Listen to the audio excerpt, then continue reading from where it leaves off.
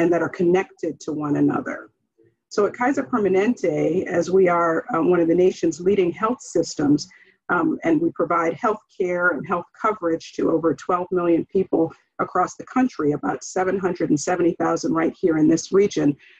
We wanted to sponsor these courageous conversations because we know that access to health care and coverage is just simply not enough. That is not the reason that people are healthy or not healthy, whether or not they have health care and coverage. We fully understand that the links between housing stability, education, wealth creation, and health are profound. And we invest in all of those things in order to achieve healthier people. So I want to provide some data just for context. Data is always good to hear.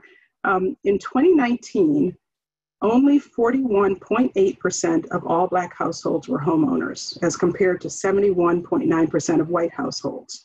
And this is significant because the overwhelming majority of homeowners can build wealth every month as they gain more equity in their property. And then at death, they pass that wealth on to their heirs. And so inheritance often provides the next generation of cash for down payment on their own homes. And the cycle of wealth then continues. And on the flip side, wealth disparities continue because this doesn't happen for all families. Let me share something that was recently published by the real estate company Redfin. They said redlining, the racist housing policy that was outlawed in the 1960s, remains a major factor in today's wealth gap between Black families and Black and white families across the country. The typical homeowner in a neighborhood that was redlined for mortgage lending by the federal government has gained 52% less, or $212,000 less, in personal wealth generated by property value increases than someone who lived in a green-lined neighborhood over the last 40 years. So Black homeowners are nearly 5 times more likely to own in a formerly redlined neighborhood than in a green-line neighborhood, resulting in diminished home equity and overall economic inequality for Black families. So today we're exploring the ugly history of segregation and redlining in Montgomery County. And for anyone who thinks that this is no longer a problem thanks to the passage of the Fair Housing Act of 1968, we want you to think about the generational wealth that is lost because of redlining. Black families who were precluded from owning homes in the years preceding 1968 never accumulated the wealth necessary to help their children to buy homes in the 70s, 80s, 90s, and even today. The residential patterns of segregation established in the first half of the 20th century continue to directly affect who gets to live where and why today. And so as we know, where you live affects where your children go to school, where they go to college, et cetera. So it's all connected. We're having these conversations again as the Montgomery County Planning Board and County Council are getting ready to review the entire general plan for the county. So it's timely. And we need to really come to grips with the fact that zoning historically has been a tool for keeping rich neighborhoods exclusive through mandatory large lots of land. So understanding the history of redlining and segregation will really help us to understand the patterns that we see. For example, why is it that only 4% of students attending Walt Whitman High School in Bethesda are Black, while at Paint Branch High School in Burtonsville, 58.6% of students are Black? And just as, as I said, where you live affects where you go to school, and therefore probably, your quality of education, and therefore where you go to college, it also leads to what job opportunities you have after college, and many, many other kind of indicators of health and thriving life. So this is why Kaiser Permanente, a health system, is invested in these issues, socioeconomic issues that affect health. And we're so glad to be able to sponsor these conversations, not only in Montgomery County, but in Northern Virginia, Baltimore, and elsewhere, as we continue to understand our history and understand how it affects us today. So I'll close by saying that I really hope that you're looking forward to today, learning more about this important history and how it translates to public policy, and of course, how we can take action together. So I really want to thank you again for being here, and thank all the participants as well. I'm going to hand back to Jane. Thank you so much for those remarks, Celeste. I think you really set us up to have these conversations and to center our conversations on the history and also where we are now and where we're going into the future. So now we will begin with some breakout rooms, although I think a few more people are still joining us. Let me make sure everybody has been correctly assigned. All right, so before Jane, going... we have just one thing before we break out, if that's okay. Perfect. Okay. Yes, please go ahead. My name is Dawn Kaiser, and I'm here from Challenging Racism, and I want to thank you for this opportunity for us to speak with you today about some of the structural underpinnings of racism, particularly seen through the lens of housing. And as we start, we want to acknowledge that we are on native land that didn't belong to us initially. So we remember some of the tribes that inhabited this area, among them the Pamunkey, the Nagamik, and the Taxahant. So we are in acknowledgement of their presence on this land that we now inhabit. I wanted to introduce some of our facilitators today from Challenging Racism and our executive director, Alicia Jones-McLeod, who is with us. Our facilitators will be Judith Knight, Gail Perry, and Adriana Girk. And so we are so happy to be speaking with you today. And with that, Jane, I think we're ready to go into our small groups. Thank you. All right, let me make sure that everything is good to go there. I think so. Let me give people the ability to unmute themselves for when they're in the breakout rooms. Make sure our options are correct. All right, so I'm going to open the rooms. If you've never participated in a Zoom breakout room before, you will either automatically be sent to the breakout room where we will have our small group discussions, or you will have a box pop up on your screen that will ask you to join the breakout room. So I will press that button. You will then be sent to the breakout room, and you will receive a notification before you are sent back to the main room. All right, thanks. Assets and access. And all of those are underpinnings to how neighborhoods are structured and how they're serviced and who gets to live in these neighborhoods. What we're going to watch right now is a video from a Smithsonian program a few years back called Race, the Power of an Illusion. And this segment of the video is called The House We Live In. And I want for you, we'll go right straight through this video segment. It's about 22 minutes. But we're gonna see some of the experience of GIs returning from World War II and who had access to housing and who did not, and what are some of those structures that granted or denied access. So I want you to pay attention to those things. And after the video, we're going to have an opportunity to hear some of the stories, some more stories about Montgomery County specifically. So Jane, I'll turn it back to you for the video. All right, thanks, Dawn. Thank you.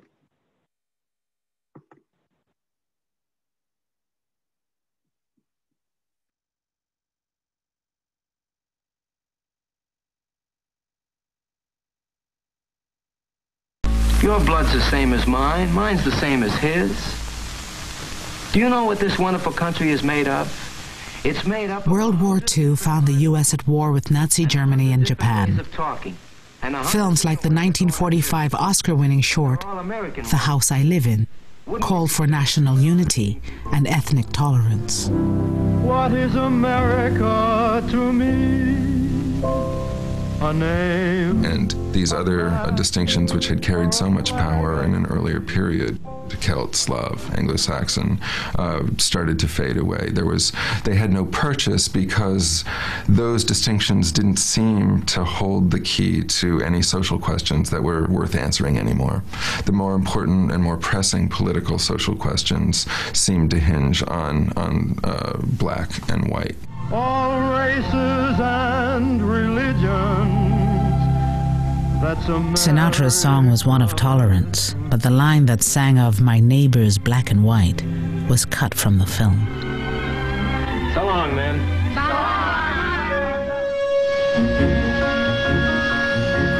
European immigrants were learning that whiteness was more than skin color. It was the privilege of opportunity, and above all, exclusive. There's this whole very standard narrative of the European mobility model. We came here with nothing. We worked hard. We pulled ourselves up by our bootstraps. And it's offered up as proof of the openness of the American economic order. Left out of the bootstrap myth of European ethnics was access to opportunities closed to non-whites. Roosevelt's New Deal reforms offered many Americans a path out of poverty.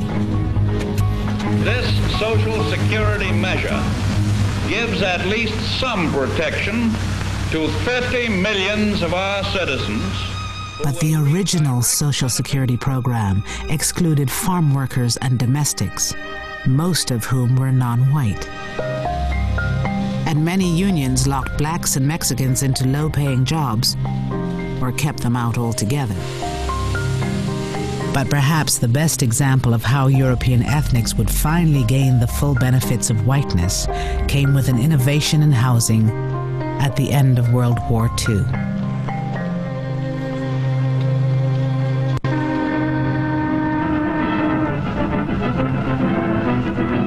It was a time when hundreds of thousands of GIs came home ready to start families, but had no place to live. Living space was at a premium. When in the Bronx, they tried building Quonset huts, and they turned to slums. All the Quonset huts had just disintegrated. There were two families sharing a hut. One family at one end, one family at the other, and before you know it, they were awful. FHA came to the rescue by insuring long-term, low monthly payment mortgage loans. Veterans needed homes for families. They turned to a revolutionary New Deal housing program. It would racialize housing, wealth, and opportunity for decades in ways few could have imagined. In the 1930s, the federal government created the Federal Housing Administration, whose job it was to provide loans, or the backing for loans, to average Americans so they could purchase a home. Due to the stimulation of the National Housing Act, from every section of the country come reports of vastly In order to purchase a house in America prior to the 1930s, you had to pay 50% of the sales price up front. The new terms of purchasing a home was that you put 10% or 20% down, and the bank financed 80% of it, not over 5 years, but over 30 years at relatively low rates. This opened up the opportunities for Americans to own homes like ever before. The average person could own that home. If these terms sound familiar, they should, because this is essentially the same financing scheme that allows most Americans to own their homes today. Federal programs and banks sank millions into the home construction industry. Their message to veterans: you can afford a new home. Buy a new home now.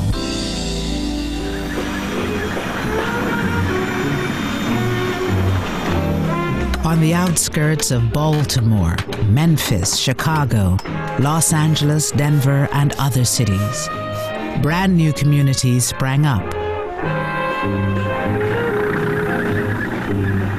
One of the most famous was a Long Island potato field, transformed into 17,000 new homes. It was called Levittown. Tax dollars helped make the single-family home a mass-produced consumer item. The American dream had a new name: suburbia. You have to remember, the people who came here in 1947, 1948 were young ex-GIs whose uppermost concern was taking advantage of the GI Bill and making things better for themselves. Before moving to Levittown, Herb Callisman and his wife Doris lived in a cramped attic apartment in New York City. And when we began to look for an apartment, we found that the apartments were $100, $125, $150 a month. I know that's unbelievable today, but it was too expensive for us. And out here in Levittown, the mortgage payments was $65 a month. They say your kitchen dazzles every eye. A brand new sink, a built-in oven, a new refrigerator, and a... If you were buying a Levitt home in 1947, 48, 49, 50, and 51, you would get, this would be your kitchen. You would get a GE stove, GE refrigerator, and a Bendix wash machine. It would be part of the real estate.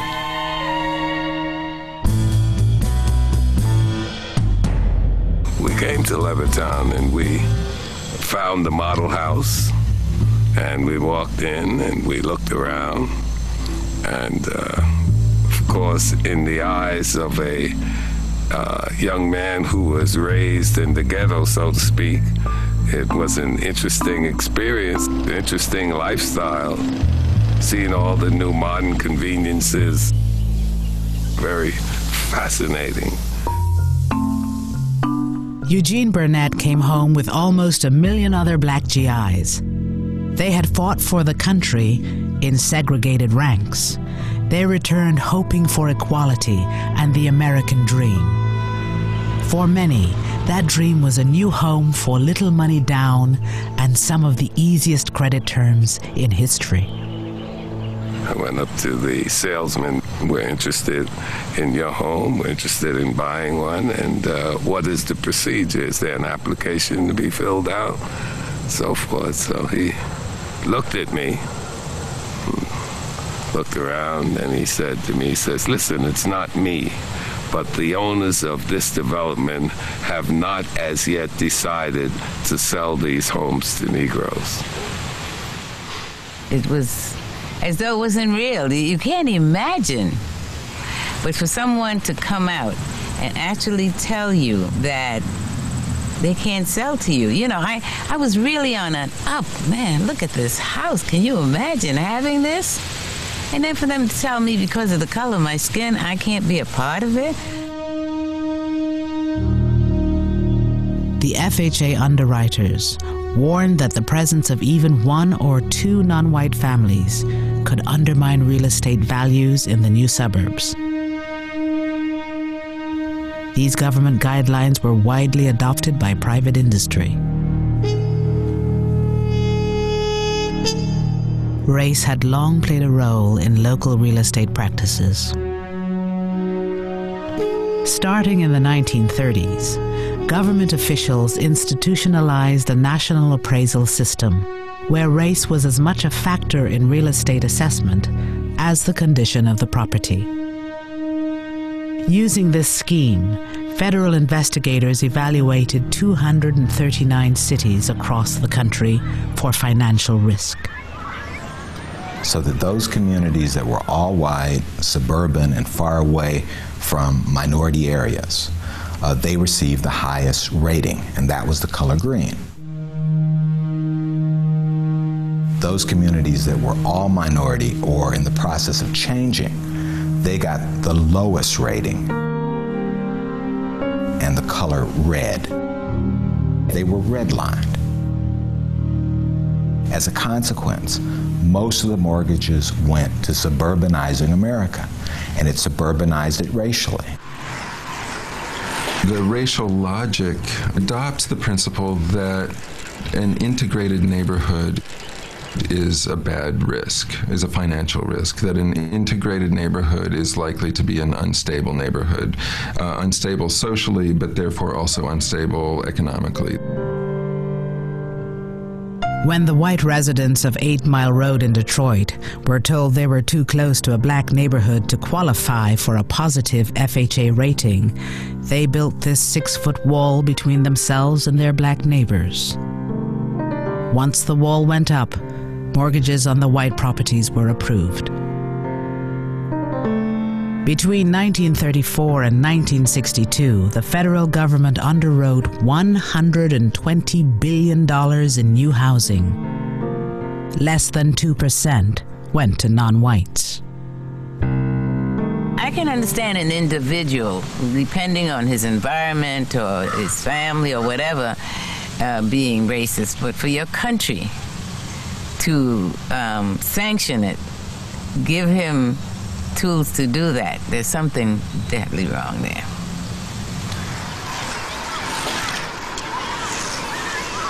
I think we had the golden chance after World War II, and we flubbed it, because here we had a GI Bill that was that was available to everybody, but in a way they didn't make it available to everybody, and that was a golden opportunity in this country, and we missed it. We really missed it. You can always tell, can't you? A town with good real estate people is a more substantial community because more people own their own homes. That's right. And now it's sort of hard to believe that the federal government nationalized and introduced redlining. In a funny way, it wasn't just giving something to whites, it was constructing whiteness. Whiteness meant, as in the past, whites had meant being a citizen and being a Christian. It now meant living in the suburbs.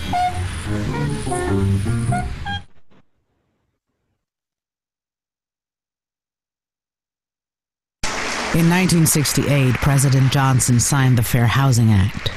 For the first time, racial language was removed from federal housing policy. Non-white families began moving into traditionally white communities in numbers.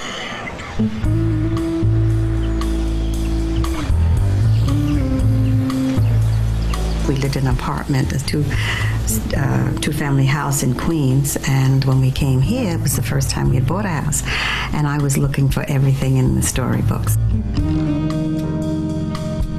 The Frisbees moved from Queens to suburban Roosevelt, only a few miles from Levittown.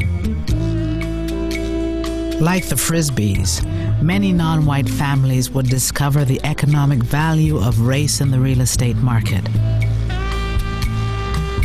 They watched as their homes and neighborhoods in suburbia declined precisely because they had moved into them.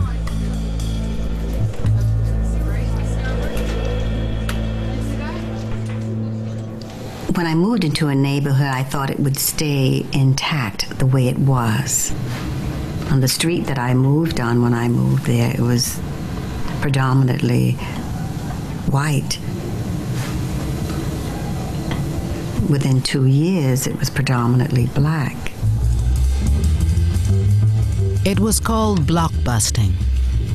Real estate agents preyed on the racial fears of white homeowners to get them to sell their homes quickly for less than market value. The homes were resold to non-whites at inflated prices. Well, they would say, you know, we're having black people move in. Now, I will give you cash if you want to sell me your house. Do you want to stay with black people next door to you? And that's the way it went on. And as Bunny said, a lot of the people just said, yes, I'll take the money and run. And that's the start of the white people leaving. As more black and Latino families moved to Roosevelt, real estate became more and more depressed, just as the FHA had predicted. But why? I have an idea my house is probably worth around 120 in this town. But what it would be worth in Wantor or Garden City or some other place, probably around 200,000 or better. Now you're talking about 80,000.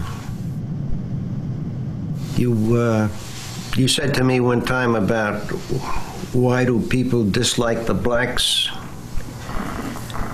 Well, money-wise, there's a reason. Not that you dislike the blacks so much, but you dislike what happens when a community turns from white to black. It wasn't African Americans moving in that caused housing values to go down in Roosevelt and other neighborhoods. It was whites leaving.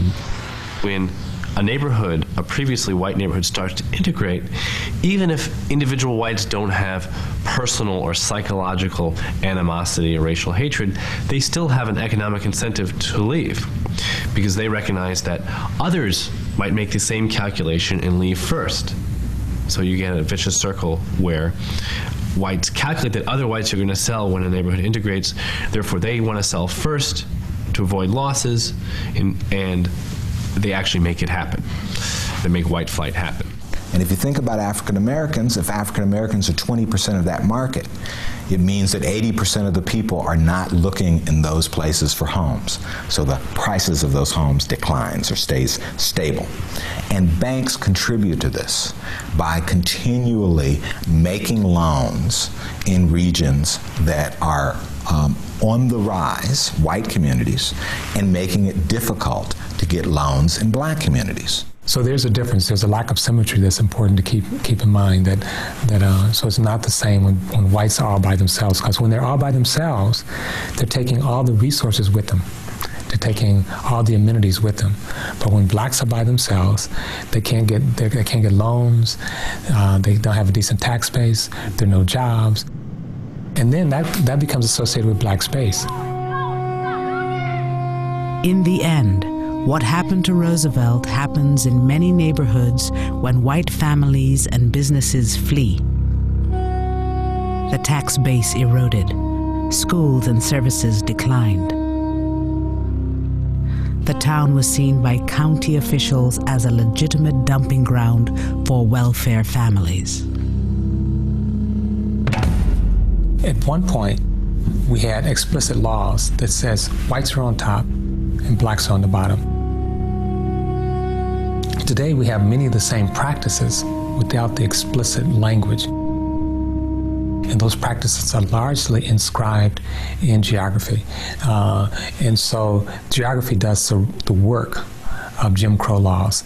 So many people are confused as why after 50 years of civil rights are our schools still segregated? Why are our housing markets still segregated? Why are our jobs still segregated? And again, a lot of this is a function of how we've reinscribed the racial geographic space in the United States. That structure is still what we're living with today.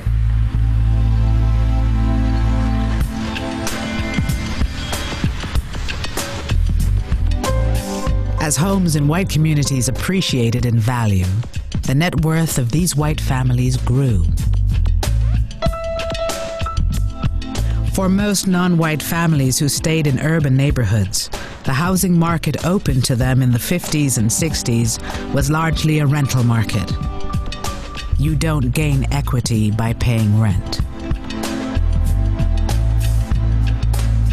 Where one's family lives in America is not just a matter of taste and preference. You have the issue of housing and wealth. The majority of Americans hold most of their wealth in the form of home equity. So that's their nest egg. That's how they can finance the education of their offspring. That's how they can sort of save up for retirement. It's their savings bank, right? They're living in their savings bank. My family, like a lot of families, was in Detroit struggling to buy a house. You had a dual housing market, one white, one black. A housing market with one with a lot of demand, another housing market with very little demand. My father lives in the house that I grew up in. The house today, 5-bedroom house, is worth about $20,000. That same house bought in the suburbs would be worth today about $320,000. So whites moving to the suburb were being subsidized in the accumulation of wealth, while blacks were being divested. And these were public policy decisions in which, on one hand, people were given access to property, given title, and subsequently wealth, and on another hand, where people were not given access to property, did not generate wealth, and did not generate the kind of opportunity for the next generation. So if you can get a government loan and with your GI Bill, your newly earned college degree, and buy a house in an all-white area that then appreciates in value, that then you can pass on to your children, then you're passing on wealth that has all been made more available to you as a consequence of racist policies and practices. To the child of that parent, it looks like my father worked hard, bought a house, passed his wealth on to me, made it possible for me to go to school, mortgage that house so I could have, you know, relatively debt-free college experience and finance my college education. How come your father didn't do that?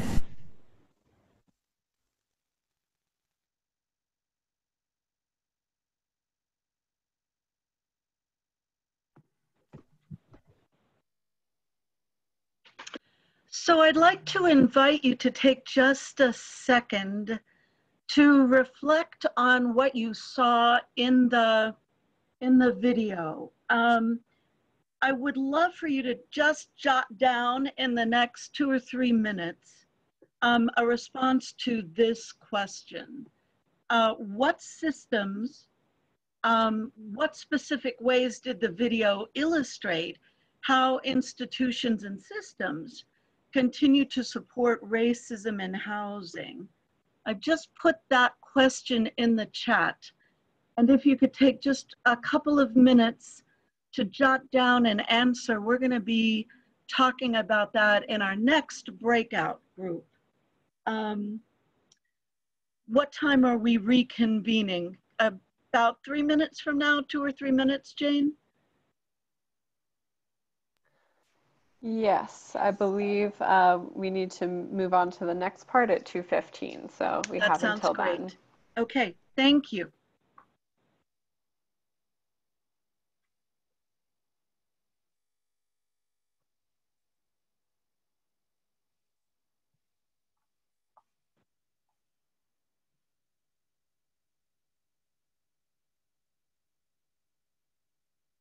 And if any of you would like to respond in the chat, no, perhaps that's not possible. Forgive me.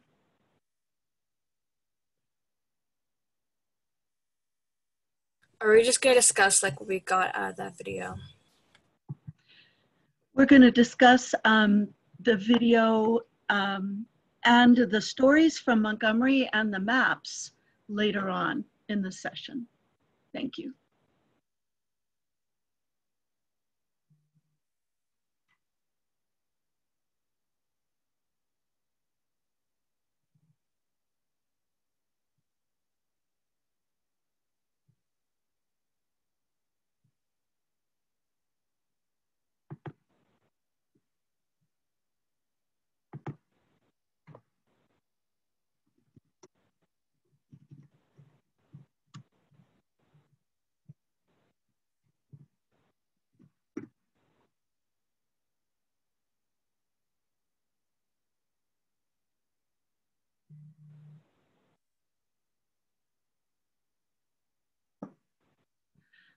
So it looks like everyone has access to the chat. If you'd like to take a second and input some of your observations as to what institutions and systems continue to support racism in housing, that would be great.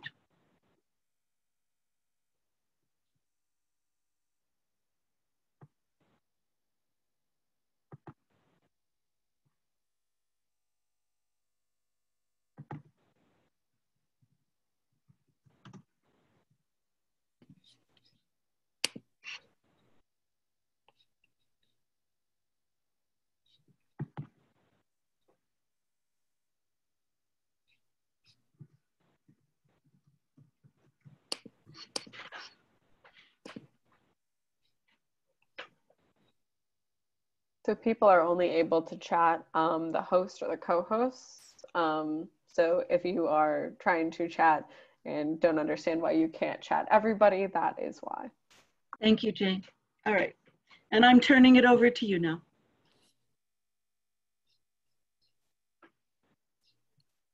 All right. So I'm going to introduce Council Member Andrew Friedson. who has taken time out of his day to join us as and be a part of these courageous conversations.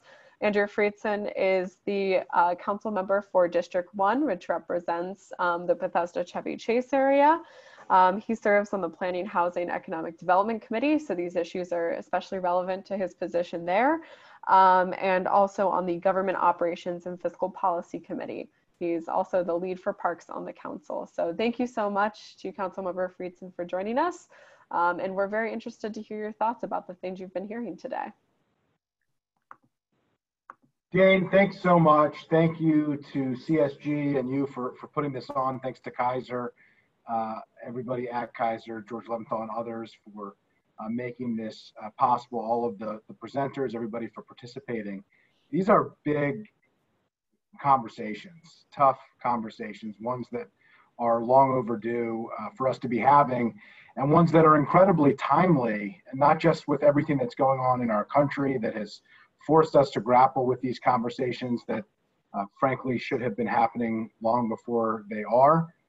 But we, as has been discussed, are having the conversation of what our community should look like for the next 30 plus years with a new general plan. And as we have talked about here a lot so far, and as has been discussed in breakout groups and in the video that we just saw, how we got here isn't by accident. It's not by chance. It's by choice and by a lot of choices and by intention and specific policies, specific decisions made by the public sector and the private sector as well to create the situation that we're in. And so it's going to take the same level of intentionality to undo the situation that we're in as it did to make it happen. It might even be more in terms of intentionality to undo what has been done to fix many of the things that are broken. And it's a big undertaking, and we're taking it up now. I think this is a key focus of what we're doing at the County Council as part of the general plan, the Thrive Montgomery plan that we're taking up, and the master plans that we're addressing, and many of the other issues that we're dealing with, trying to take a racial equity and social justice lens to everything that we do. And land use is case in point, and everything that goes with land use, whether it's schools, whether it's transportation. There are so many things that relate to where people live and what that means for their life, their opportunities, their access, and the carryover effect from one generation to the next. This is not something that was done in days or weeks or months.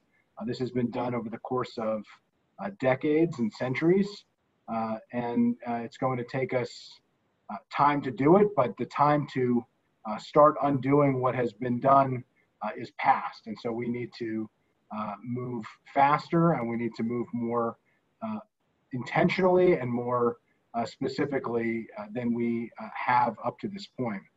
I think a lot about a great Marylander, Frederick Douglass, and he said that we have to do with the past only as we can make it useful to the present and to the future. And that's what I really think that this conversation is about. Yes, we have to learn how we got here, what were the decisions that were made that got us to this point, and then we have to make it useful to turning that information and that knowledge into action and into specific policies and specific decisions that allow us to address this long time circumstance that has led us to the point that we're in today. I'm committed to that work. It's one of the reasons why I'm excited and take very seriously my role on the county council, and something that I think all of us in county leadership are looking at. And the work and advocacy of groups like CSG and like so many who are on this call really make all the difference. Too often it's those with the loudest voices, particularly in local government, are the ones who dictate the terms of the debate. And we need to both change who are listening to, but also to amplify the voices of those who have for too long not been in a position to speak up for their interests. And that's something that I'm committed to as well. That's something that this event is really a big part of, and this series of events is a big part of, and that CSG has really helped to facilitate. I just wanted to express my appreciation to that. There's a lot of work to be done, and it's not the work of just the council, it's not the work of just the planning board, it's the work for all of us, and we're going to have to do it together.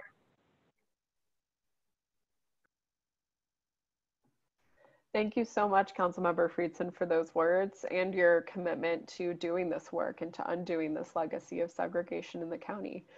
So thank you for taking the time to be with us here today. I'm now going to introduce our two community speakers who are going to share stories about their life and experience growing up in Montgomery County. So first, I will introduce Sophie Barrow. Sophie Barrow is a student at Bethesda Chevy Chase High School, and she engages in many student advocacy groups, including MoCo for Change, the Minority Scholars Program, Youth for Equity, and others. She strives to fight to make MCPS a more inclusive and accepting community. And our second speaker will be Maria Salmeron. She is a Pace Scholar at Lafayette College in Easton, Pennsylvania. And she is passionate about diversity, equity, inclusion, and closing opportunity gaps disproportionately affecting Black and Latino students. She is an aspirational policymaker for the nation's education system and is currently double majoring in economics and government and law. During her time as an MCPS student, she attended Westland Middle School and Bethesda Chevy Chase High School. She was an active student leader with the Minority Scholars Program, as well as the Student Government Association at BCC. So thank you to both Sophie and Maria for being here today to share your stories. And I will now hand it over to Sophie.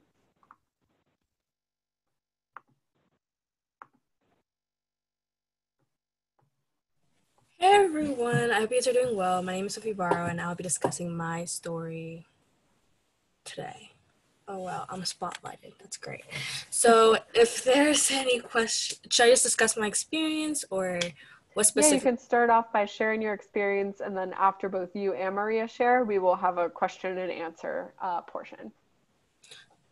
Okay, so I live in the borders of Silver Spring and Chevy Chase, so like near like Rock Creek Forest. I don't know if you guys know that area.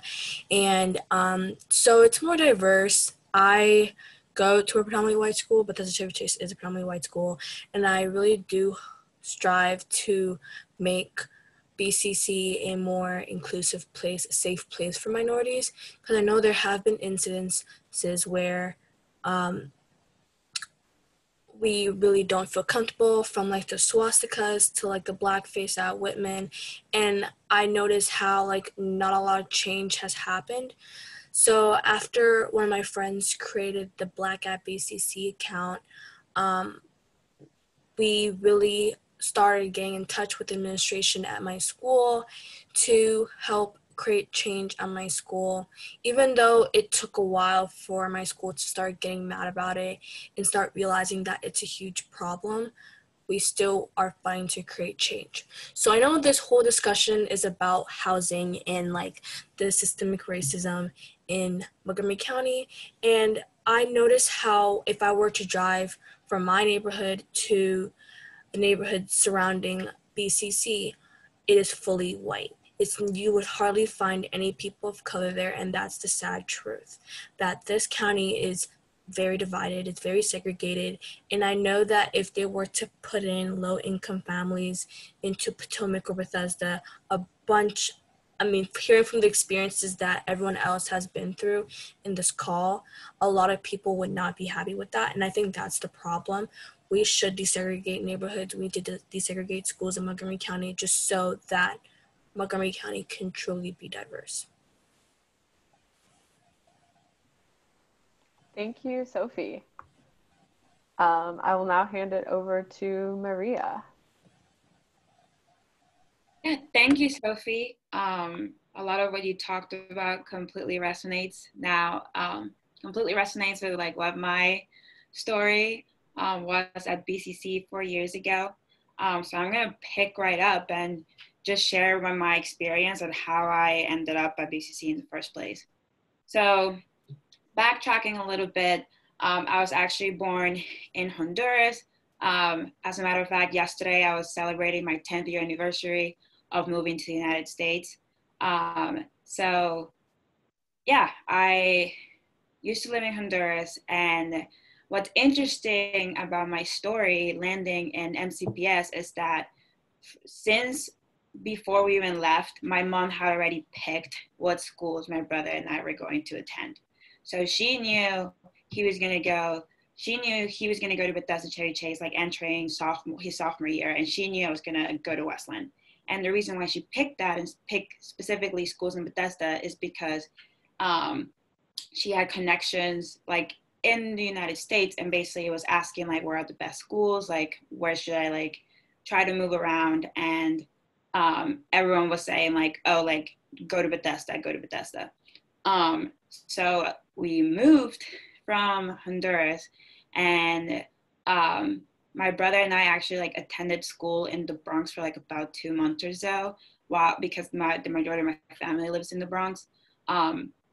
So we were there for 2 months while my mom prepared everything, and she was so intentional about making us live in that zip code that for anyone who knows the surrounding area around like BCC, like literally like chose to live in like one of those apartments like in front of the school. So there was like no questions asked regarding whether we were going to go to those schools or not.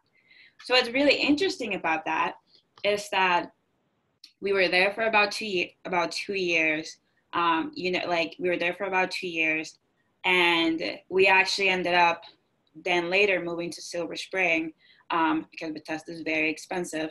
And the idea was like to get us started there, and then hoping for the best that we were gonna like stay there. And to me, it's always stood out to me, just like navigating the Bethesda community, how like I thought this was like a personalized individual story to me, but then from talking to other people and like creating community in different spaces, like I was consistently like still hearing about typical scenarios being like, oh yeah, like I'm gonna use X, Y, and Z zip code to like end up at this school. And how normalized that is in our community, like it just like got me thinking.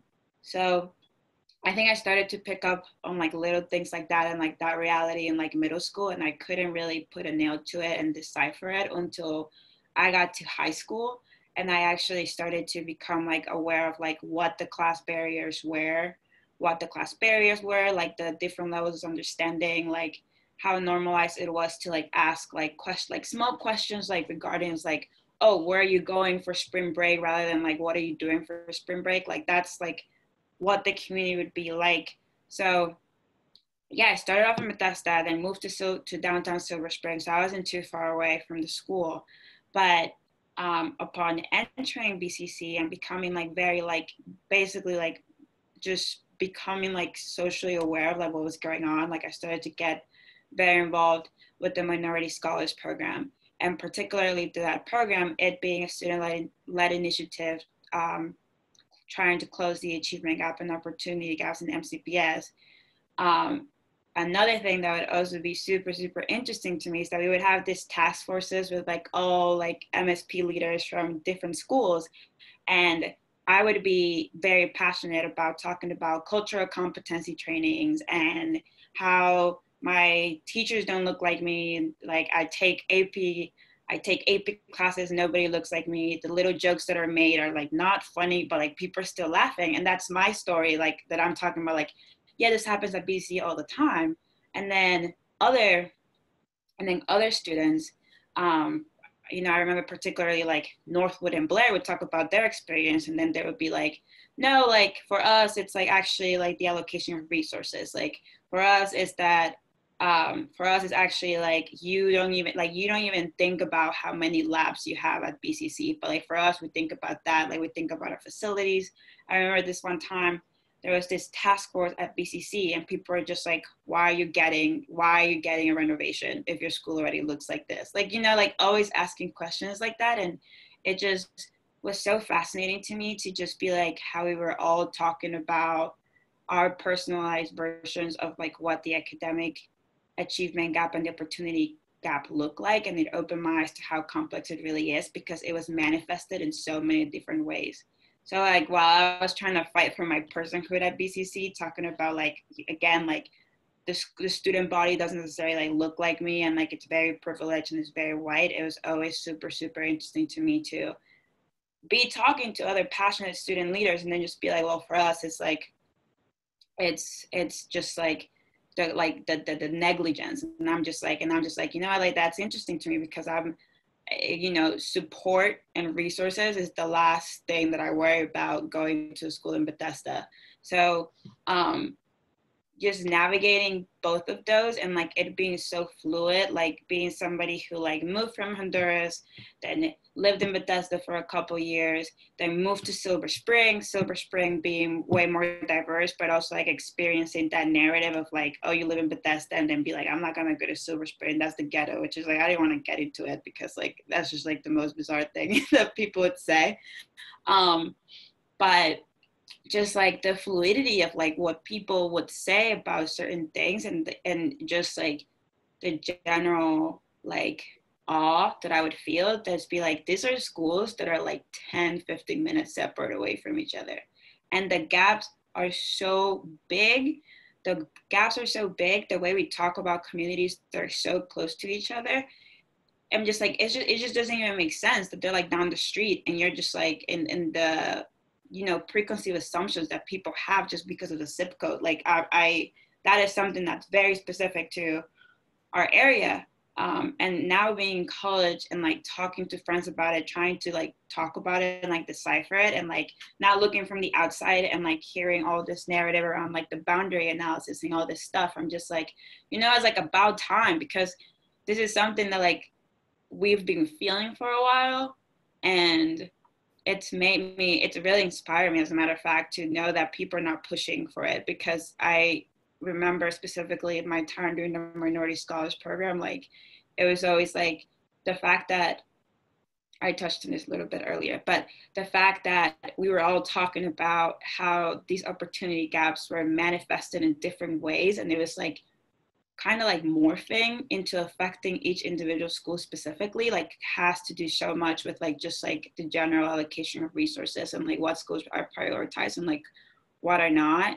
And all in all, like that was like my personal experience. Like I loved being in BCC. I loved being in BCC. I loved serving on the Student Government Association there, and I loved combining my leadership position being in SGA and also in MSP to bring certain initiatives to the school. And I love like how socially conscious the people at least pretended to be, I'd say. But I think looking back now, it's just like, I'm happy that my mom had the resources and the network to know that like that was the school to land on. But there's something that to this day still like makes me uncomfortable about the fact that that's what people have to do in the first place. Like that's how far people have to look into it. Like that's how much like people are trying to get into the schools. Like why can't people just know that no matter the school, specifically in MCPS, you're gonna have a level playing field type of thing. And it's that privilege, right? Like recognizing that in the first place, that my mom was able to do that. People are not always able to do that.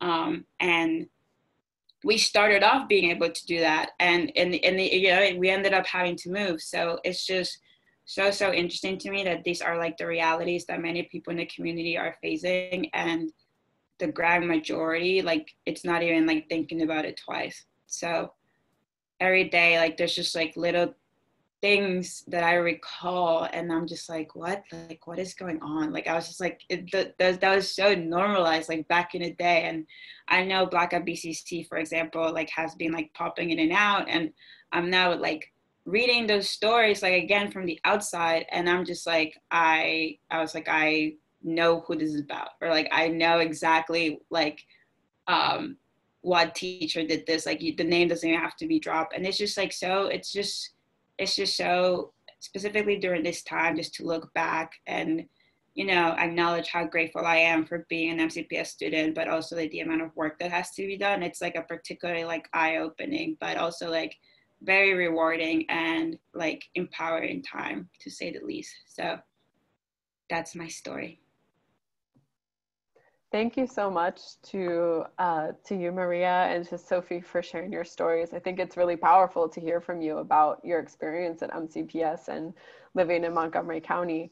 So now we're going to have a brief Q&A session with the storytellers. So please, if you have a question that you would like to ask, please send it to Alicia Jones, whose name in the chat is Alicia Jones, Challenging Racism. You can send her your questions, and until we get some of those questions in, I'll start out by asking a question to both Maria and Sophie. You both mentioned the Black at BCC Instagram. I'm not sure that everybody necessarily knows about that. Would you be able to provide some background on what that was? Hey, I can explain because I know people that made the account. So Black at BCC was basically an account where Black students and other minority students at my school share their experiences they had at that school with like discrimination, racial injustices, and loss of opportunities because of their skin color.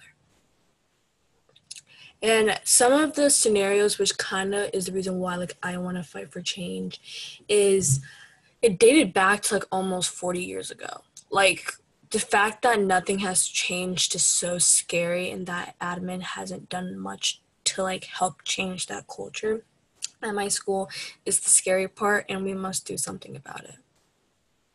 That is scary. That 40 years, nothing has changed. So thanks for providing that background. And Alicia, have any questions come in? I'll let you sort of field those and send them out. Let's see. I don't think Alicia has received questions yet, so if people want to send those to her, Alicia Jones, Challenging Racism. I'll ask another question to both of you, which is, so what are the types of changes that you would like to see, both in MCPS, at the county level? What needs to happen to make things different and to make things better? I think, for me personally, something that I would like to see in MCPS, but also like generally, like honestly, like nationwide, is just like validating the trauma that many students are speaking about. I think that obviously, like I think we need to have this conversation about having change and like having sustainable change, but I feel like we're still not validating what students are going through and the spaces students are like coming from. So a lot of times what I'm seeing is that institutions, their first instinct is to react rather than to respond. And when you're just reacting, you're not really like looking at like, you're only like basically addressing the surface level rather than like the, you know, like the thing that I'm like thinking about at the top of my mind right now is like that iceberg model. It's like you're not necessarily touching on the things that are like deep on the bottom that are gonna keep, you know, like that are gonna keep blossoming, are gonna keep being the root of the cause.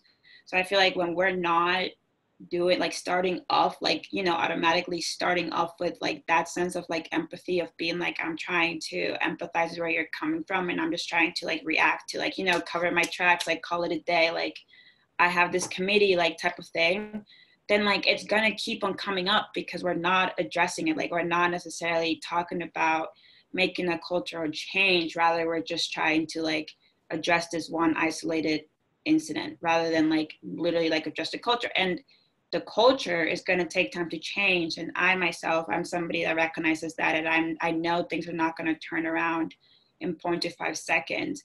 But something that specifically like this summer has made me like upset, it's like the lack of invalidation of a lot of the trauma that like Gen Z has been experiencing, whether it is the amount of like racist incidents that people are like talking about, whether it's like just the pandemic that like we're currently facing. Like there's so much that we're going through right now, and the way people are manifesting their anxiety because of that has like happened in like different types of ways. And like we can talk about whether it was the right way to do it or not, but like that's like there's like the amount of things we're dealing with, and then like just being like told to be resilient left and right without that validation, it's just like it's a lot. So I feel like that's like my long-winded answer about like I just want to like be told like, you know what, like I don't like, I just want to be validated and not be gaslighted in the sense that like, oh, you guys should just like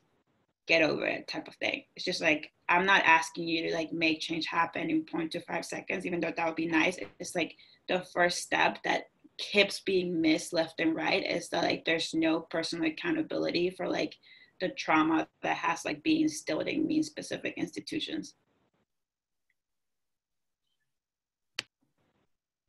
Thank you. And Sophie, did you want to respond to that question as well? I think there are some other questions that have come in, so feel free to, we can also move to those. I mean, we can move on to another question because she basically answered it already. Great. Alicia, if you wanted to ask some of the questions you've received. Yes, and I just wanted to make one point as well. So my daughters both went to boarding schools, and they also have Black at their school accounts.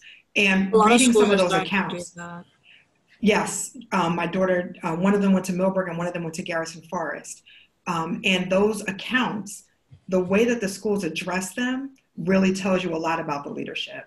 So I'm curious to hear if the schools have interacted with any of the things that you have posted, or any of the information that you guys have posted to say they were going to rectify or what they're doing. So the school did find out about the Blackout student account, and what they're doing right now is they're trying to have community circles, even though like not a lot of people participate in them. Like the students that should be in them are not in them. The staff that should be in them are not in them. And it doesn't really do anything except like admin now knows that we finally are uncomfortable and we want our voices heard. But I mean, it's not a lot of stuff are being done right now. Honestly, like from my perspective as a student. And Maria, did you want to add anything? I mean, I myself like Sophie's like much more connected to like what's going on like at BCC obviously, but this has also been like a national, like this has also been a national movement like among like college campuses as well. Like I think if you go on Instagram and look up Black at whatever school you want to know about, there's a good chance that you're going to find an account. And I'm actually like also in student government like here at Lafayette College, and like we had a Black at account as well. And like what I've been finding is that for me, like these accounts raise awareness, right, about like the culture of like specific schools. Like it's kind of like a harsh reality check in that sense. And I think administrations specifically are like in this tough spot where like, like the majority of the submissions, like from what I've seen, like, and like interacting with different accounts, like are anonymous. So like, how can schools like go about certain things that are anonymous, right? And things like that. So I think that's why like, there's like this, like, we're going to have this committee and we're going to have this community circle and we're going to like educate the community and things like that. But there's like also this conversation around like, oh, are the people who are being called out left and right in these accounts going to be reprimanded? And I think that's when it gets difficult for administration, just because there is people who have done very problematic things and are not being called out in these accounts. And there is somebody who said something like maybe 10 years ago and like now there's a post about them. So it's very like here and now and things like that. So I myself, going back to like what I touched on earlier, it's like more so like, I don't want my personal take is like, I'm not big on like punitive, like our first reaction to always be punitive. I'm very big on like being restorative. So like this is like now what I would like want the administrations to like respond. It's rather just like, it's like one, again, like going back to like the validation of like the stories that are being spoken about and just being like, what's the general bigger picture that I'm seeing here? I was like, if I'm seeing a bunch of teachers in this department being like mentioned, or like, you know, or like you read between the lines and you know it's like a certain department that's being talked about, then maybe the whole department needs to be addressed. You know what I mean? It's like maybe it's not something that like maybe the whole department needs to be addressed. Maybe the whole department needs to be like spoken to. Like something needs to be done, because it's like a culture. Like that's my thing. It's like it's a culture, and like instilling a culture change takes time, but it has to be continuous.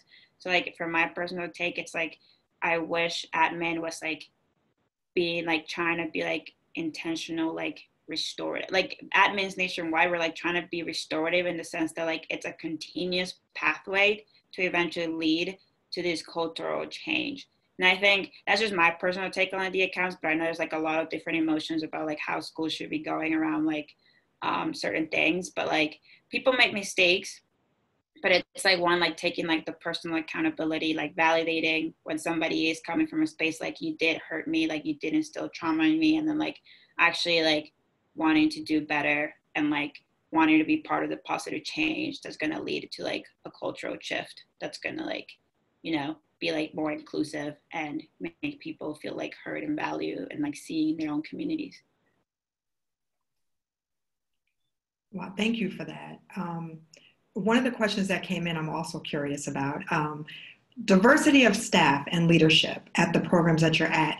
Are there groups that are racial identity groups that you're able to be a part of that kind of take your voices and messaging and take them up to the administration? Are there teachers or staff or administrators that are representing your cause to the higher ups to make sure that you're heard? Yes, so I am going to be a senior leader for Minority Scholars Program at my school this year, and our sponsor is a Spanish teacher, but she also goes to like the staff meetings. So like if we have any suggestions for an assembly or something, she would be that staff voice at that meeting. Also, I'm also part of the countywide MSP, like the Montgomery County like countywide MSP, and we also have like sometimes the Board of Education members come to our meetings and we just share our experiences. Just now, like last week, we had our celebration, and Shelba Evans, she's one of the Board of Education members. She came and we just like talked about experiences. We did projects, and they really heard our stories.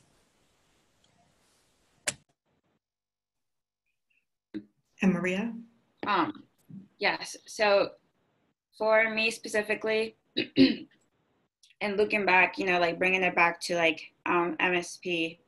So it was us like leading a lot of the change, and like communicating, like being like honestly very transparent, like with admin at that point. Sophie, I don't know if Mr. Robinson is still like leading and like helping now. Like during my time, like he left BCC like after you left. Sad. Well, during my time, he was still there. He was like an administrator. So I never during my time at BCC, I had a good relationship with admin. So I personally like felt like I could I too many times actually just vocalized how I felt. And what that kind of ended up turning to is that I think like it kind of like in a very sort of way, and like there's such a thin line, so like I never really know how to like unpack it, but it like became this thing where like if there was something pertaining to like diversity and inclusion, or like at you know a talk around equity, like I would be like one of the students who would always be invited. And like mind you, like that's something I'm passionate about, and that's something that I wanted to do. But it was like now that I'm like again like turning into this person in college, like it's exhausting. it you know, it's so exhausting to be consistently like, oh, like Maria's gonna be there, like she's gonna know what to say, like she's gonna lead us the right way type of thing.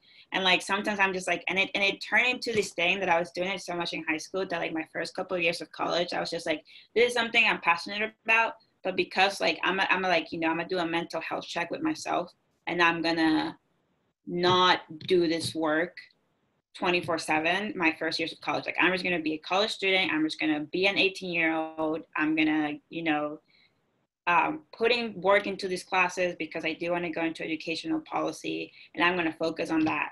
And honestly, it was this summer that brought me back to intentionally doing this work a lot 24/7, whether it's through student government, whether it's through my sorority, things like that. And then I'm now realizing, I was like, it's so tiring. So why is it always us? Why is it always us? It's navigating that thin line where I know I'm the person that's best equipped to do this, and not necessarily just because of my skin color or because of my nationality and my experience. I know I myself, I'm very self-aware. I did this in high school a lot of times, but for the Black and Latinx students that have never really maybe have thought about this, but maybe have never really navigated these difficult conversations, and are being put in the spotlight now, being okay, well, what do you want to do? Be I don't know. So it's it's basically this is a very long story short thing, but it's from my experience, I was able to communicate with admin, but then it turned into this thing where I was again, I know I'm equipped, and I know that my recommendations or whatever are gonna be sustainable, because I'm reeling in a lot of different perspectives and experiences, but also I'm exhausted, and it feels like now I'm expected to be a student. I'm expected to be, a free DNI consultant.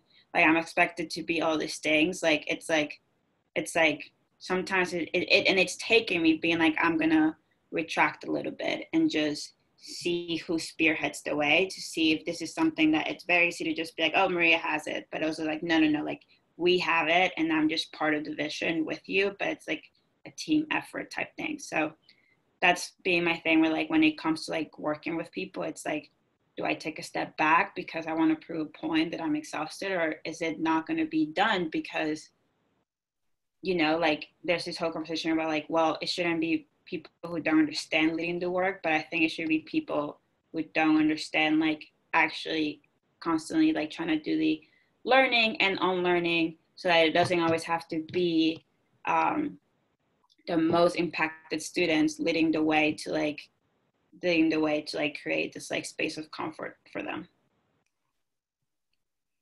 Let me just say, I really do appreciate your time, and I'm going to share something with you. Do not feel like you always have to be leading the fight. We appreciate you doing it, both of you, but do not feel like that onus is on you, and make sure that you have self-care, because there's nothing worse than having a young person that gets disgruntled because they're always on the forefront of the fight. So know that you have a lot of resources. There are a lot of people pulling for you and supporting you, and really here to really echo your voices. And I just wanted to share that with you because I feel your pain. I do. And I want you to know that you are not going through this alone. People are here and they have your back. And when you need to take a step back, take a step back. I have one last question for you and Sophia. So right now we're in this mode of virtual learning, which could be a blessing or a curse. I don't know. How do you feel as though virtual learning has really either shed light on some of the disparities, or help maybe because we're not in person and things like that are not as much of an issue? Or what are you seeing with the virtual learning environment and how that's affecting our diversity and inclusion issues? Do you want me to go, Maria, or do you want to go first?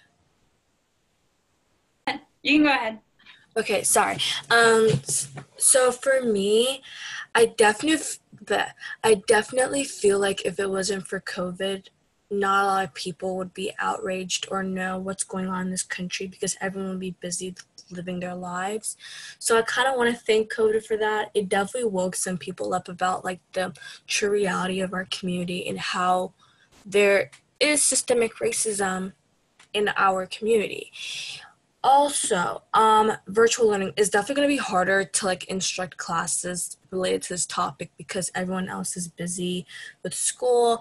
But at my school, we're definitely trying to have community circles at every single English class. at least once or twice a month. I'm still trying to work with administration. But like you said, Miss Jones, I do find time for myself because sometimes I do get overwhelmed and I feel like my administration only picks students of color, just like Maria says, to represent certain topics. And I feel like, why am I being your puppet? Why do I have to like be the only one to have my voice? Like there's other students who are willing to do that, but why me? So yes, I definitely agree. I should take care of myself rather than just trying to please other people. I kind of mixed two topics together. I'm sorry. It's so good. It's okay.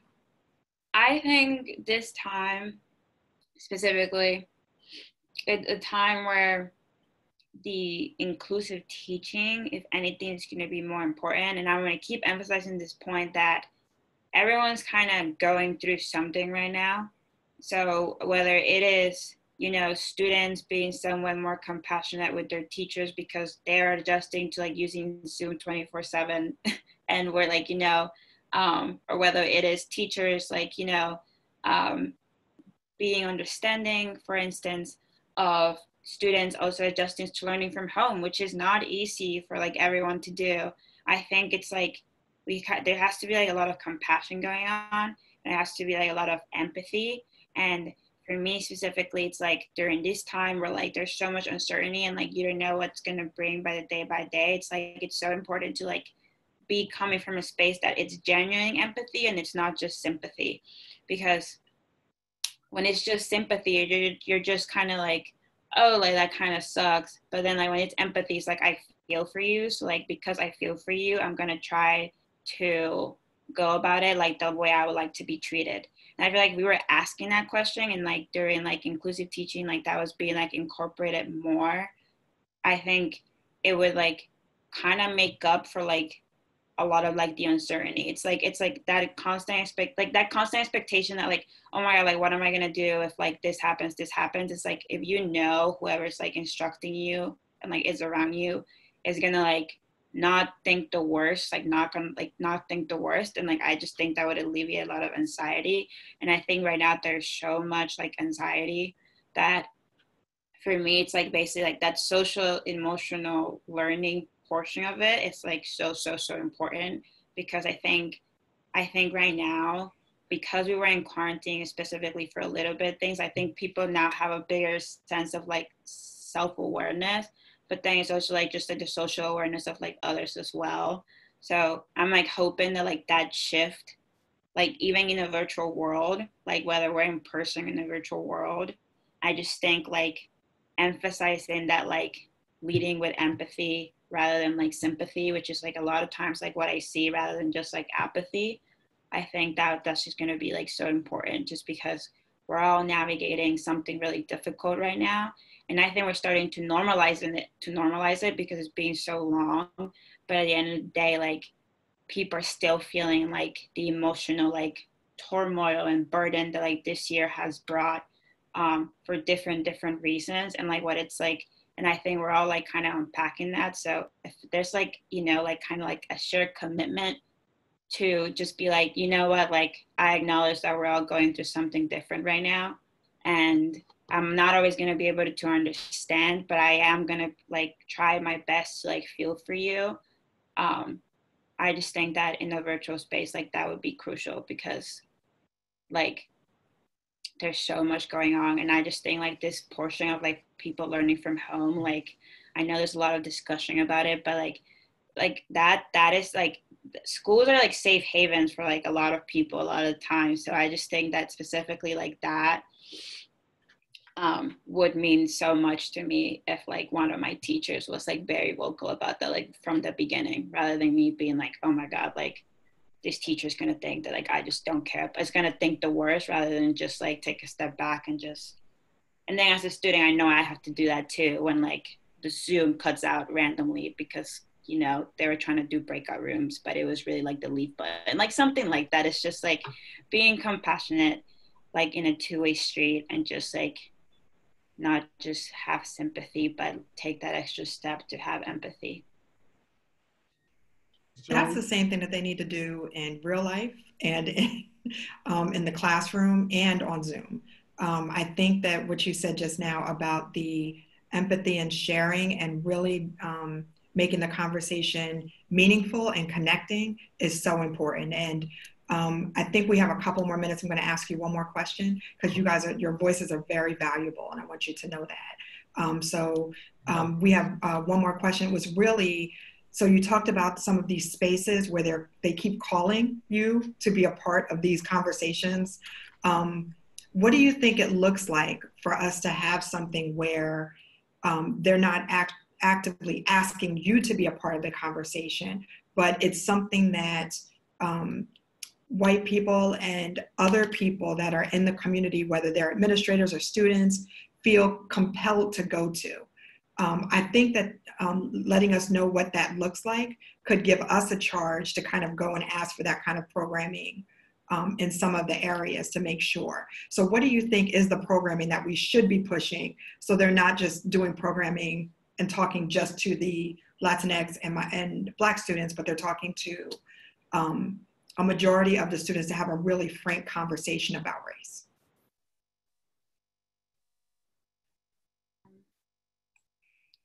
I can start, Sophie, if you want. I think for me, specifically, in an ideal world, I wouldn't want to just have a committee. I want it to just be a framework of everyone in a school or like in an institution. Like rather than having just one committee that's like, you know, the D&I committee or something like that, which I do think they're helpful to get it started. Like it would just, for me, ideally, it's like if everyone's, I'm like thinking about like job descriptions right now.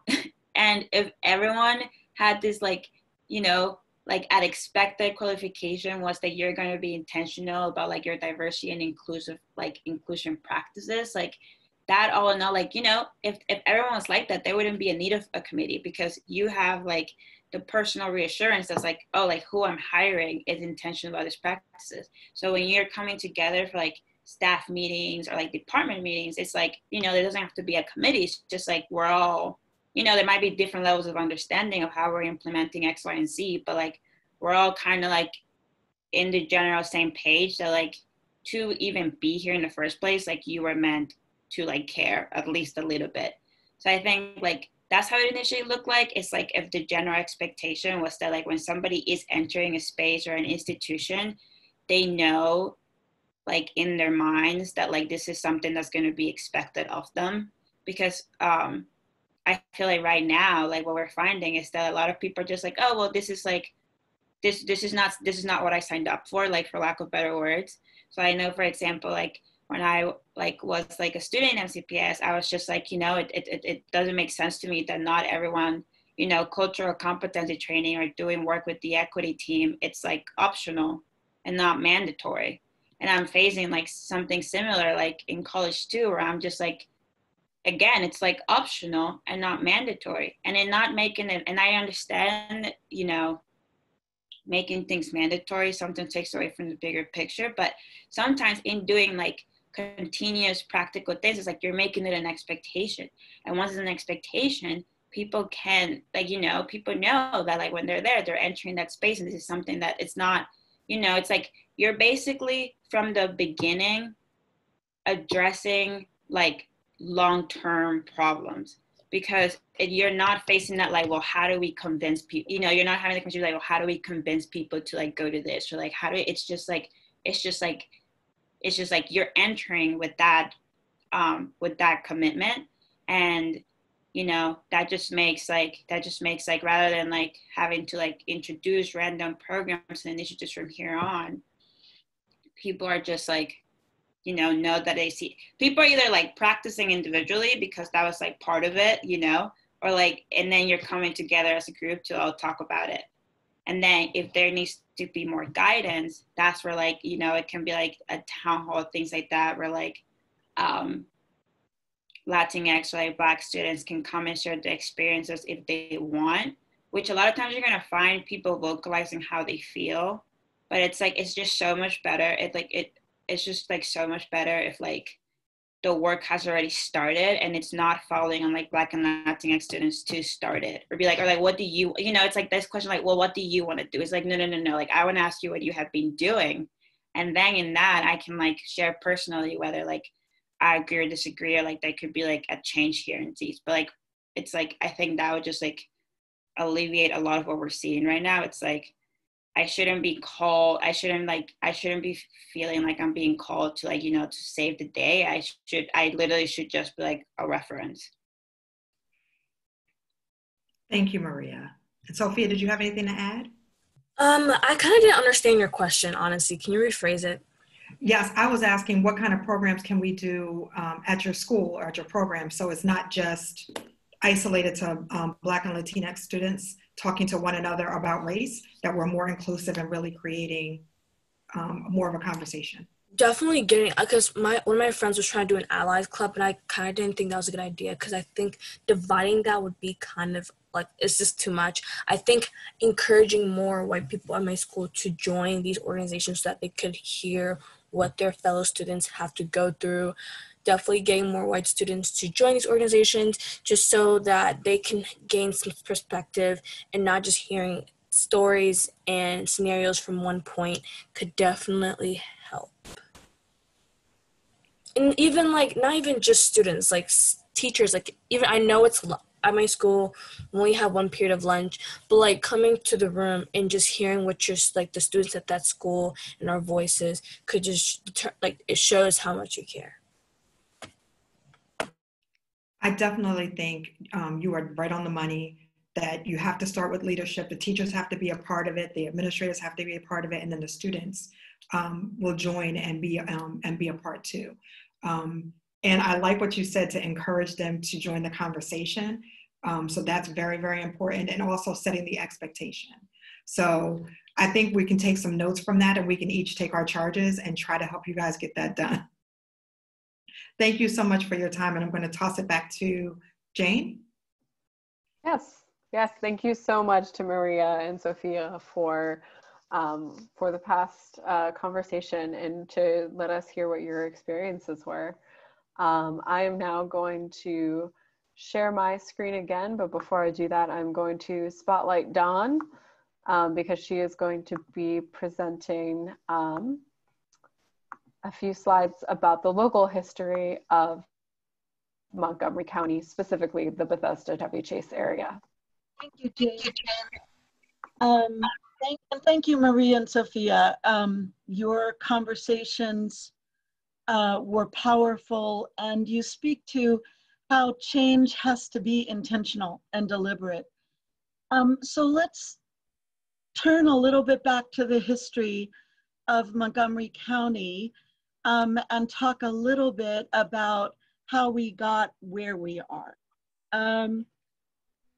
So Montgomery County has been and is defined by its proximity to DC. And in the 19th century, there were large numbers of free Black men and women who lived in Baltimore and in the DC area. In 1860, there were about 30,000 free Black persons who lived in Baltimore. And in that same year, about a third of Montgomery County population were Black people, though just a fraction of those were free. Post-Civil War, there were opportunities for Black people to purchase property. And eventually there were as many as 40 small Black communities in Montgomery County, many with their own schools. Many of those schools were funded in part by grants from the founder of Sears. Julius Rosenfeld, head of Sears, matched half and half grant money to set up schools in many of these Black communities. It's also important to know that there was access for Black people to pursue higher education as well. Howard University was founded in 1867. There was the university, there was the law school, there was the medical school, and the hospital. So the community in Montgomery County, in and around DC, was comprised of a fair number of Black people who had very, very good educations. And not only that, there were opportunities for good jobs.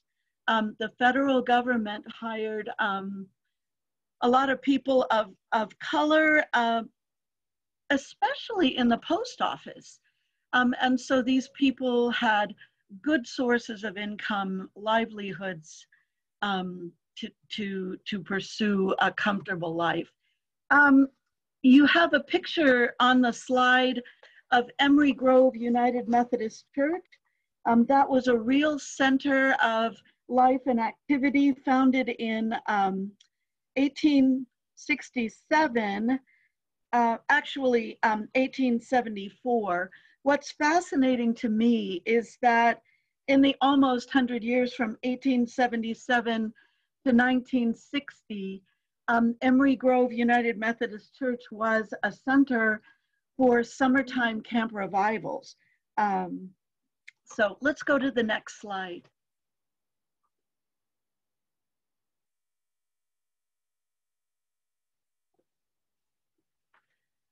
There were barriers that soon came up in the beginning of the 20th century that started to become structures for systemic racism.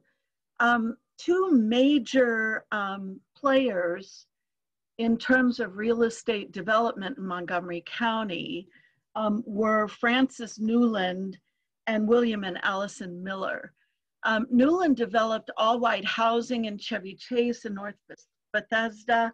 Miller was particularly involved in Sumner and Spring Hill in West Bethesda and Potomac. Newland is notorious for being a senator from Nevada, founder of the Chevy Chase Club, but also a real proponent of the repeal of the 15th Amendment, which gave Black men the vote. So his efforts to segregate real estate were systematic and intentional. In 1927, E. Brooke Lee created the Maryland National Capital Park and Planning Commission. And this was particularly important because there were zoning permits, land use decisions, and subdivision application approvals that served to maintain and increase segregation. In 1913, President Woodrow Wilson, segregated the federal workforce. And so suddenly, a lot of Blacks who had good federal government jobs were out of work, and those jobs were really hard to replace. In 1933, the Federal Housing Administration established maps to identify areas that would guide mortgage lenders. We're going to look at some of those maps in a minute, but those had profound effects for defining communities and permitting or granting access to mortgage loans to whites primarily, and restricting Blacks from mortgages. In addition, these real estate developers had restrictive subdivision and housing covenants that prohibited Blacks from owning or renting property. All right, let's go to the next slide. In Bethesda and Chevy Chase in particular, in 1850, we see freed Black settlements at the DC line and River Road. that existed until about 1963. Kensington was developed as summer homes for DC residents. Glen Echo, the amusement park, was developed by Edwin and Edward Baltzy, and it was served by trolleys, segregated. It remained segregated until 1961. Francis Newland, who developed Chevy Chase, he was particularly involved in granting access to these white communities. So he was granted a charter to develop a streetcar line on Connecticut Avenue that connected the white communities in Chevy Chase to jobs in DC. And in the advertisements for these new white subdevelopments, the amenities that they had, including access to utilities and transportation, were part of the advertisements, and so on and so forth. Let's go to the next slide, please. And here you see a picture of the Chevy Chase streetcar.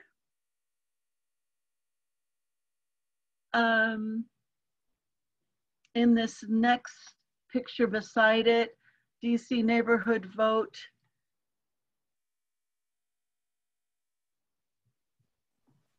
This was a plaque that was honoring Newlands, the senator that was a developer that developed in a very segregated way for whites only.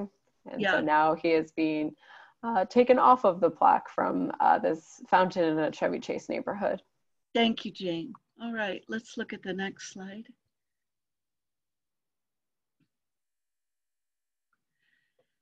Of those 40 or so Black communities that were extant in Montgomery County shortly after the end of the Civil War, many of those communities remained without paved roads and utilities, water, sewer, electricity, until the 60s and 70s. And many of those communities, in the name of urban renewal, were actually bulldozed, done away with, and replaced with new housing, complete with the paved roads and the utilities that you would expect to find. The Scotland community banded together to make sure that the residents of Scotland were not left out of the benefits of those urban renewal projects. And so this is a picture of the Scotland residents that were involved in planning for the urban renewal and were involved in creating a community center. And many of the residents were able to move back into the new housing there in Scotland. And on the right, you see the picture of the groundbreaking for that first Scotland Community Center. All right, and the next slide.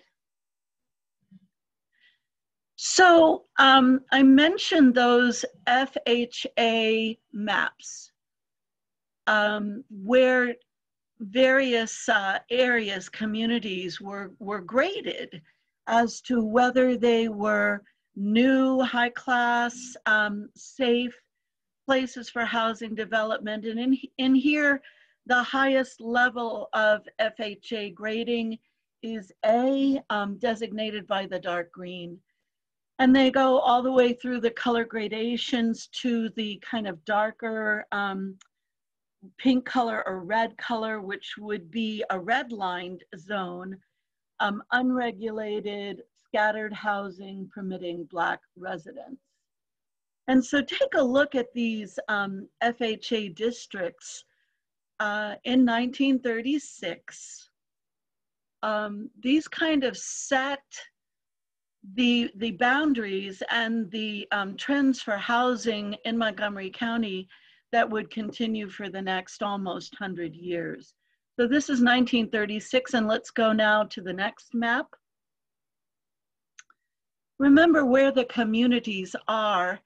Here we see a map from 2016 that reflects racial predominance in 2016, overlaid by the communities that we just saw on the 1936 FHA map. The community designated H, which was the red line community that we saw earlier, reflects no predominant group, no group more than 50%.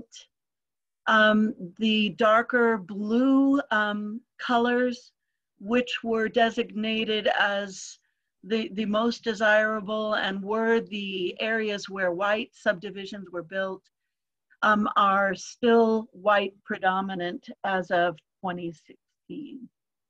Let's go to the next map.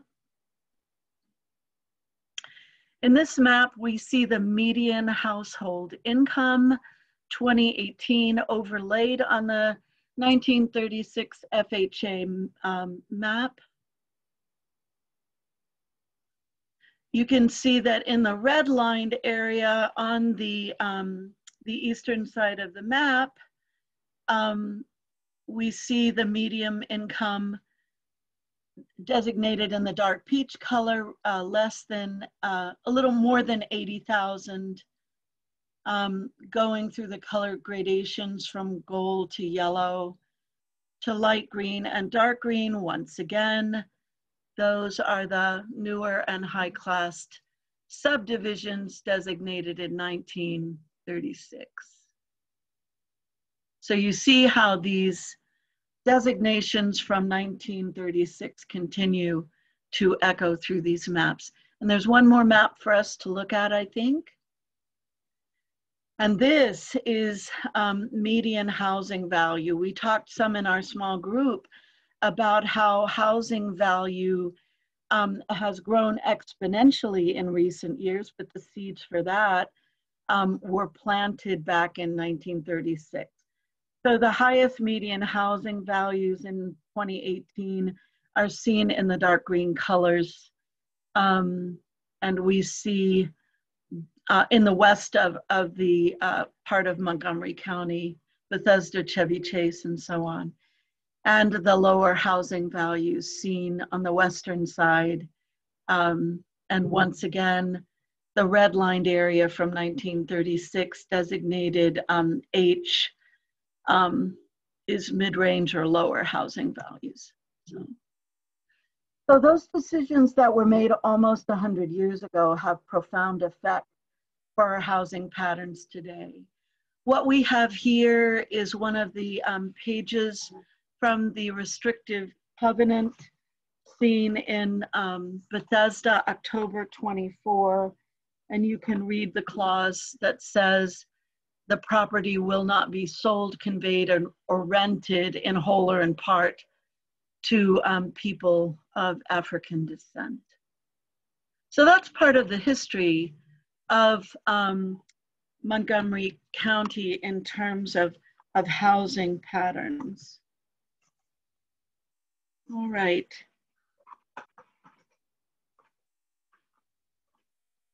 At this point,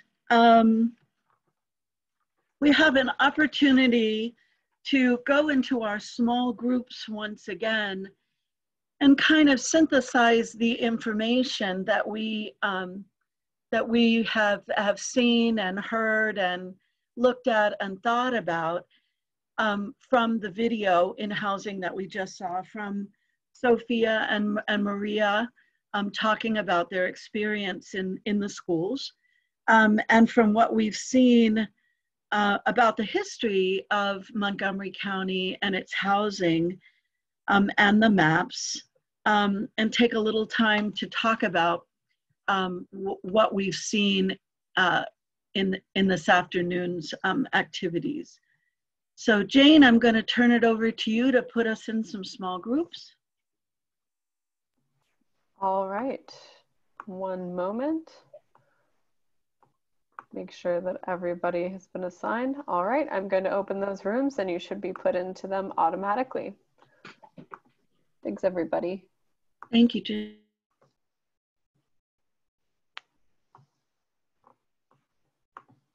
You may need to select. There you go. Looks like everybody's going in.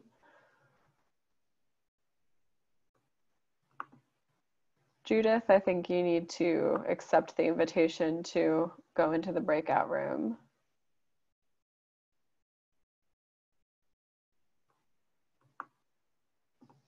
Thank you so much. I really do appreciate Coalition for Smarter Growth and Kaiser Permanente and our facilitators today being a part of this. It has been a wonderful opportunity. I hope that you got things out of it. We will be adding you to our newsletter, which is resources for anti-racist living, to make sure that you can keep up with the things that are going on in your area about advocating for some of these issues to change. So thank you everyone for participating. I know it is 4 p.m. and I'm going to stop talking and just say, visit us at challengingracism.org. If we can be of service, let us know. Thank you, Jane, and thank you everyone for participating. All right, thank you so much. I'm going to end the meeting now. You'll receive a thank you email on Monday. Please fill out the feedback form that will be linked in that email. And you'll also receive the recording of this event and also a link to the participant materials again. So thank you again to everybody for being here with us today. And I look forward to continuing this courageous conversation. Take care.